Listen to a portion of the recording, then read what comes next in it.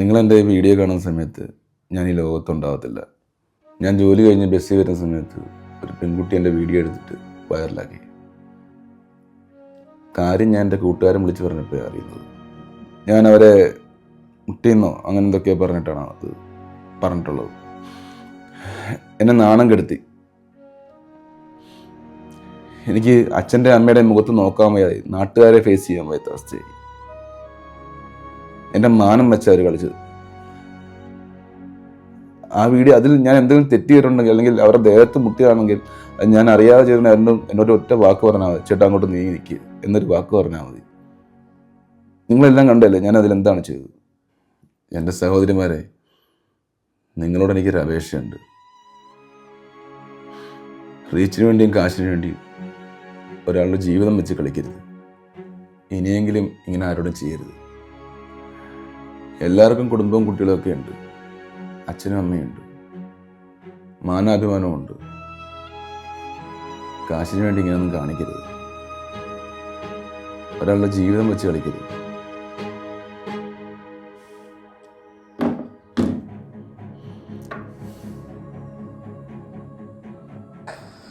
ബസ്സിൽ ലൈംഗിക അതിക്രമം നടത്തിയെന്ന് ആരോപിച്ച് വീഡിയോ പ്രചരിച്ചതോടെ യുവാവ് ജീവനൊടുക്കി.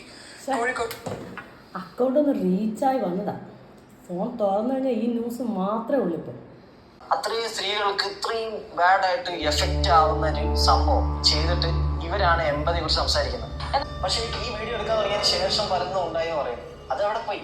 അതെന്തുകൊണ്ട് എടുത്തില്ല? ആശ്രയിക്കാനായിട്ട് കുറേ ഇറങ്ങിക്കോളും. ഒരുത്തിനെ കൊലക്ക് കൊടുത്തപ്പോഴേ നിനക്ക് എന്ത് കിട്ടി മോളെ? ഞാനാണോ അയാളെ കൊലക്ക് കൊടുത്തത്? എൻ്റെ അടുക്കെ ബസ്സിൽ വെച്ച് അപമര്യാദയായിട്ട് പെരുമാറി. ഞാനത് വീഡിയോ എടുത്ത് വൈറലാക്കി, അത്രേ ഉള്ളൂ. ഞാൻ കണ്ടു മോളെ ആ വീഡിയോ. അവൻ എന്ത് തെറ്റാ നിന്നോട് ചെയ്തത്? നീയല്ലേ അവൻ്റെ അടുത്തേക്ക് കയറി കയറി ചെന്നത്? ഇത്രയും തിരക്കുള്ള ബസ്സിലേ ഒരു പെണ്ണിൻ്റെ ദേഹത്തൊക്കെ മുട്ടിയൊക്കെ ഇരിക്കുകയും ചെയ്യും. അതിലെന്താ കുഴപ്പം? നീ മാറി നിൽക്കണമായിരുന്നു കുറച്ചങ്ങോട്ട്. അതെ, ഞാൻ അങ്ങോട്ട് ചെന്ന് മുട്ടിയത് അറിയിച്ചു കിട്ടാൻ വേണ്ടിയിട്ട്. ഞാൻ പറഞ്ഞോ അയാളുടെ അടുക്കെ പോയി ആത്മഹത്യ ചെയ്യാൻ? ഇതിന്റെ പുറകെ എന്തെല്ലാം പുകര് വരാമെന്ന് നിനക്കറിയാവോ? പോലീസ് കേസെടുക്കും, നീ ജയിലിൽ പോയി കിടക്കും. എത്ര നാൾ കിടക്കും ആർക്കറിയാം? എടി പെണ്ണായതിൻ്റെ അഹങ്കാരം അതിനൊക്കെ. എന്നോട് ഇതൊന്നും പറഞ്ഞ് ഇങ്ങോട്ട് വന്നേക്കരുത്. നീ ജാമ്യം കിട്ടാത്ത കുറ്റമൊന്നും അല്ലല്ലോ.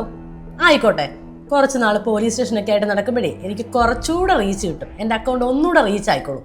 ഒരുത്തൻ്റെ ജീവൻ എടുത്തപ്പോഴേ നിനക്ക് സമാധാനമായല്ലോ, നിനക്ക് റീച്ച് കിട്ടിയല്ലോ. പക്ഷെ ഒരു കാര്യമുണ്ട്, എൻ്റെ മോളെ പോലീസിനും കോടതിക്കൊന്നും ഈ അച്ഛനൊരിക്കലും വിട്ടുകൊടുക്കത്തില്ല. എനിക്കറിയാം, എൻ്റെ കൂടെ എൻ്റെ അച്ഛൻ കാണും. ഞാൻ നിൻ്റെ കൂടെ ഉണ്ടെന്ന് പറഞ്ഞപ്പോഴേ നിനക്ക് സന്തോഷമായില്ലേ? അതുപോലെ അവനും ഒരു അച്ഛനും അമ്മയും ഉണ്ട്, അവനും ഉണ്ടൊരു കുടുംബം.